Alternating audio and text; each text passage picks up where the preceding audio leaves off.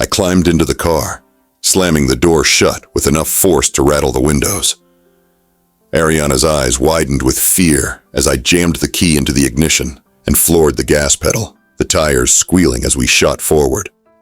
Rage surged through my veins, clouding my judgment. Ariana's screams pierced through my anger, her voice barely audible over the roar of the engine. "Slow down!" she shouted, gripping the edge of her seat. "You're going to get us killed!" Her words only fueled my rage. My knuckles whitened on the steering wheel as I tore through the city streets, weaving in and out of traffic with reckless abandon. "Fine, do whatever you want," she yelled, her voice cracking with fear. "But if something happens to this thing I'm carrying, it'll be on you, and I'll be just fine." That did it. I slammed on the brakes, the car screeching to a violent halt. Without thinking, I yanked her out of the car, my anger boiling over. "What did you just say?" I snarled, my voice low and dangerous. Before she could respond, I slapped her twice, the force splitting her lips, blood trickling down her chin. I grabbed her by the neck, my fingers digging into her skin as I leaned in close, snarling, "If you want to stay alive, you have to listen and obey my every rule. I hate it when women go against my rules. And if I ever hear you call my child a thing again, I'll fucking slice you alive." I released her roughly, and she fell to the ground, coughing and struggling to breathe. I watched as she fought to regain her composure, tears mingling with the blood on her lips. "Get in the car," I barked, my voice cold as I raked my hand through my hair. She stumbled to her feet, still coughing, and climbed back inside. Her defiance was gone, replaced by a quiet resignation. I got in beside her, started the car again, and drove towards the house. I dialed Joel's number, the guy responsible for home security, my fingers tapping impatiently against the steering wheel as the phone rang. He picked up on the second ring, his voice barely audible over the hum of the engine. "Boss," he answered. "Gather everyone, including the housekeepers," I commanded, my voice steely and sharp. Without waiting for his response, I hung up, my frustration mounting. I ripped open the first 3 buttons on my shirt, trying to alleviate the suffocating pressure in my chest. The cool air did little to calm me, but it was a temporary relief. Minutes later, we reached the mansion. I screeched to a halt in the driveway, the tires skidding against the gravel. I stepped out of the car and yanked open Ariana's door, pulling her out roughly. She stumbled, but managed to stay on her feet, her eyes wide with fear and confusion. I led her up the steps and into the house, the grand foyer eerily silent.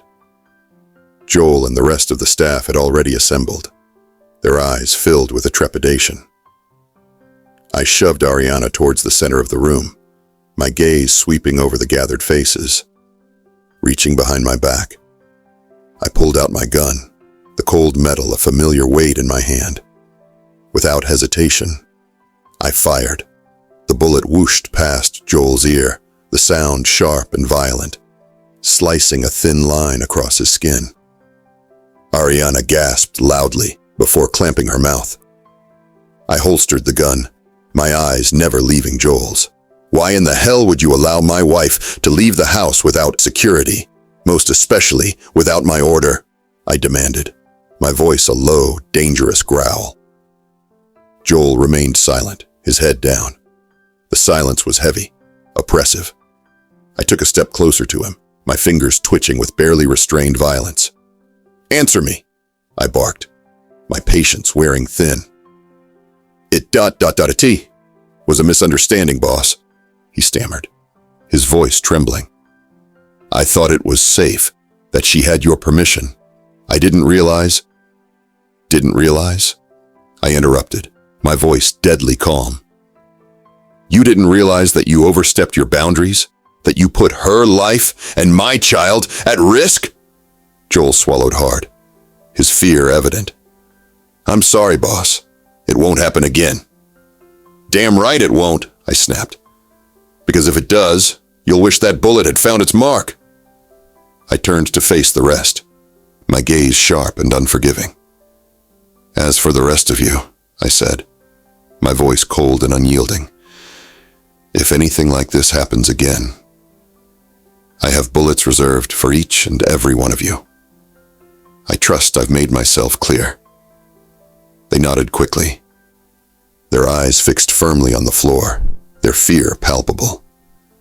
"Now get the hell out of my face," I barked, my patience at its breaking point.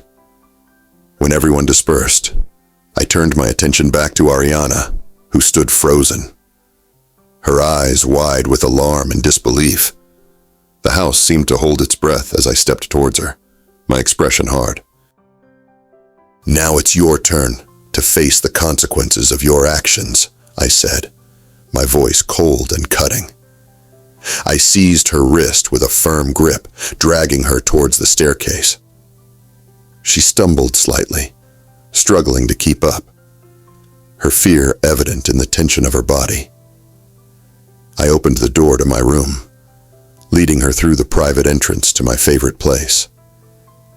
She knew where I was taking her, even if she had never fully experienced the punishment awaiting her. The anticipation alone made her heart race. She tried to resist, her fingers clawing at the edge of the doorframe, as if it might somehow save her. Her efforts were futile against my strength. "Please," she whispered, her voice trembling. I didn't mean it. Ignoring her pleas, I tightened my grip and pulled her into the room. With swift, practiced movements, I grabbed both her hands, securing them above her head using the suspension rig ropes. She struggled, but my resolve was unyielding. Her wrists were now firmly tied, leaving her at my mercy. Before she could utter another word, I shoved a gag into her mouth, muffling any further protests. Her eyes widened in a mixture of fear and resignation as I stepped back momentarily. The room was dimly red-lit, shadows dancing ominously on the walls as I reached for the hem of her dress. In one fluid motion, I tore it apart, the fabric shredding easily under my grip. The sound of ripping cloth filled the air, mingling with her muffled cries. Her bare skin was now exposed to the cool air, a shiver running through her body. My eyes roamed over her body, pausing at her swollen breasts. They were fuller, more pronounced, a clear sign of the pregnancy. I pondered for a moment, considering how sensitive they might be to my touch, how this might influence the pain she would feel. Grabbing her cheeks with a rough hand, I forced her to meet my gaze. "This is going to be your punishment," I declared, my voice cold and devoid of mercy. "And since it's your first punishment as my new wife, I will go easy on you." With that, I released her face and moved behind her. I unzipped my pants, the sound cutting through the room, and pulled out my already hard cock. Gripping her legs, I spread them apart, forcing her body to bend slightly into the position I desired. She whimpered against the gag, her eyes wide with fear. I brought my fingers to my mouth, moistening them with saliva, then smeared it onto the tip of my cock. Without a moment's pause, I tore into her, her muffled cries of pain filling the room. She struggled, her body instinctively recoiling, but there was no escape. This was her punishment, and I intend to make sure she feels every moment of it. As I pounded into her with relentless force, my mind raced with the troubling thoughts of Lucian discovering her pregnancy. Each brutal thrust was punctuated by my mounting anxiety. The possibility that Lucian might know that Ariana is fake gnawed at me. But if he knew, definitely Lord Andre would have known as well, and he would have called for me immediately. The rhythmic slam of my body against Ariana's ass only deepened my unease. Why then had he called me for dinner after all this time? The question echoed in my mind with every powerful thrust. Was he planning something? Was this dinner a prelude to a move he was plotting? The urgency of my actions grew desperate, not just from the raw desire, but from the looming threat that Lucian's motives might be far more sinister than I'd anticipated. I gripped Ariana's ass tightly, igniting a searing shiver of pleasure within me. I was relentless, my movements commanding and rough, driven by an insatiable need that bordered on desperation. Her breaths came in ragged gasps, her gagged voice a strained mixture of moans and cries. To my surprise, there was an undeniable warm moisture enveloping my an indication that she was enjoying this. "Are you fucking enjoying this?" I seethed, my eyes dark and stormy as I gripped her more tightly. My movements grew more urgent and harsh, each thrust an attempt to exorcise the demons within me. Her screams sliced through the heavy silence of the room, a chaotic blend of ecstasy and torment that only deepened my fervor. I could feel my control slipping, but I couldn't and wouldn't stop.